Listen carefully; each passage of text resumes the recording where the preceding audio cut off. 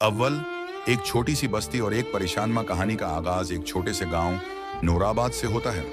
ये गांव अपनी सादगी, दरख्तों की छांव और प्रामन फजा के लिए मशहूर था। यहाँ एक बीवा औरत फातिमा अपनी इकलौती बेटी नूर के साथ रहती थी। नूर एक नहायत खूबसूरत, नेक सीरत और ज़हीन लड़की थी, मगर पैदाइश से ही गूंगी थी। वो बोल नहीं सकती थी, न माँ को अपनी खुशी का इजहार कर सकती थी और न ही गम का।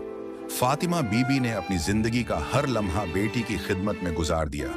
वो हर बुजुर्ग, आलम, पीर और तबीब के पास नूर को ले गई, मगर किस्मत खामोश रही। नूर का गला कभी ना खुला। फातिमा अक्सर रातों को रो रो कर दुआ करती, या अल्लाह, मेरी बेटी को जबान दे दे, मैं उसकी आवाज़ सुनना चाहती हूँ, मैं उसका आमा कहना सुनना चाहती हूँ। हिस्सा दोम।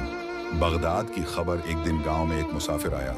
उसके चेहरे पर नूर था और जबान पर जिक्र। गांव वालों ने उसे बड़ा इज्जतदार समझा। जब वो मस्जिद में बैठा तो उसने बगदाद शरीफ का जिक्र छेड़ दिया। तुम लोग जानते हो, बगदाद में अल्लाह के वली हजरत शेख अब्दुल कादिर जीलानी रहते हैं। जो भी खुलूस दिल से उनसे दुआ करवाता है, अल्लाह उसकी फरियाद जरूर सुनता है।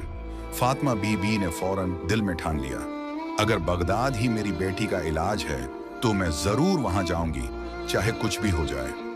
हिस्सा सोम। सफर बगदाद। फातिमा ने गांव वालों से थोड़े थोड़े पैसे इकट्ठे किए, कुछ कपड़े लिए और नूर का हाथ थामा। फिर एक लंबे और मुश्किल सफर पर निकल पड़ी। कई दिन और कई रातों की मसाफत के बाद माँ बेटी बगदाद पहुंचे। बगदाद का हर गली कूचा अल्लाह वालों से भरा हुआ था और उसका मरकज था गौस अल-आज़म का दरबार। जब वो दरबार के बाहर पहुंचे तो हजारों लोग पहले से मौजूद थे। कुछ बीमार, कुछ मुफलिस, कुछ नादार और कुछ माजिज़े के मुतलाशी। हिस्सा चहारम।